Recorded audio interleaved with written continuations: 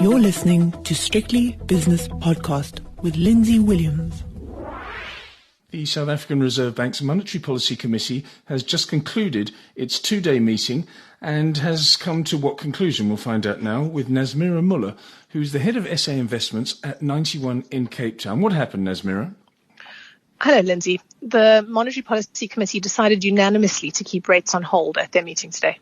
Okay, unanimously wasn't the case on a couple of occasions recently, but obviously, despite the fact that inflation has fallen down to 4.9% from above 5% the previous month, there's no need to raise or to lower. Everything's steady as she goes. I think that was the general conclusion, is if they looked forward over the course of the next 30 months, 2.5 years, they see inflation contained below the 4.5% target range, the middle of their target range, and they see growth picking up, but not so much that it's going to threaten that inflation outlook.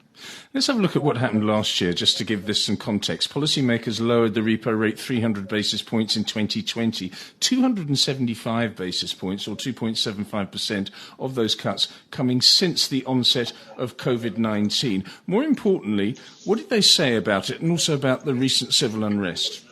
So, in general, they talked about the fact that the risks to the inflation outlook are fairly balanced at this stage. They highlighted some of the concerns that they have, notably in terms of energy prices globally, but also escalating wage demands and potentially higher electricity prices.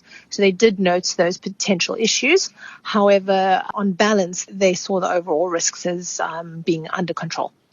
I read an article from a research house in London a few days ago which said that given what had happened over the last 10 days or so in KwaZulu-Natal and Gauteng in particular, i.e. the looting and the general unrest, that there was a definite case for fiscal and monetary loosening. Did they say anything about that, or did Lesetja Kganyago, the Reserve Bank governor, say anything about that? They actually talked about the looting that had happened very little. They noted it as a potential rising political risk, that there could be ramifications for supply chains and also for the currency, but they didn't cite it as a reason to lower interest rates, Lindsay. What do you think from here? 4.9% CPI, PPI a little bit higher, of course. Have we seen the bottom of the interest rate cycle, or do you think that they're keeping their tinder dry just in case something does happen? Let's say that COVID reasserts itself as an influence. Let's say that there's more unrest or whatever happens globally. What do you think?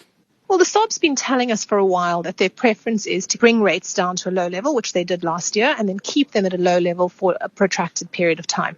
So I think the probability of further rate cuts from this level is actually very low. I think you'd need the global inflation dynamics to change considerably. You'd need them to stop worrying about the currency. You need oil prices to fall dramatically. So you would need the global environment to shift in favor of lower rates at this point in time. And that's exactly the opposite to what we are seeing, with several emerging markets hiking rates recently. Having said that, I think what the meeting today showed us, what their statement showed us, was they're not rushing to hike rates either, despite those hikes we've seen in other emerging markets. How much of an influence is what's happening in the US 10-year Treasury market at the moment on South Africa's interest rate policy, and how much of an influence is the Rand as well, which is, despite having every opportunity to go much lower, hasn't done so. It's remained very steady. I don't think the US 10-year directly influences their interest rate policy, but the transmission mechanism through the currency obviously has an impact. So the fact that the Rand remains within their forecast limits, despite all of the political unrest that we saw last week, I think is very helpful in terms of giving the SARB comfort that they can keep rates on hold. Talking about that word forecast, did they come out with any forecast? Did they allude to what they think the Rand is going to do, what GDP might do? They did have forecasts for GDP. They had forecasts for inflation. So if we look at the inflation forecasts over the course of the next 2.5 years, they have headline inflation at 4.3% this year, 4.2%, then 4.5% in 2023. So as I said, either at or below that midpoint of the target range. And more interestingly, their core inflation forecasts have fallen over this period. So inflation very much under control. On the economic growth side, they do have a pickup in growth this year, so nice pickup in growth this year, but then growth tailing off a little bit into 2023. And you at 91, do you agree? Our forecasts for inflation are largely aligned to the SARBs, well, especially over the broader trends over the course of the next 2.5 years. On the growth outlook, we do see some downside risks to growth next year if the political unrest is not resolved. So the SARB has 2.3% GDP growth in 2022.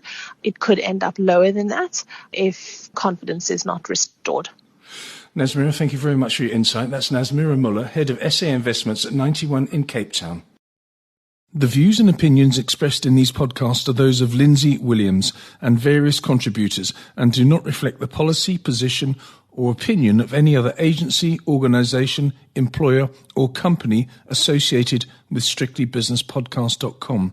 Assumptions made on the analyses are not reflective of the position of any other entity other than the speaker or the author. And since we are critically thinking human beings, these views are always subject to change, revision and rethinking at any time. Please do not hold us to them in perpetuity.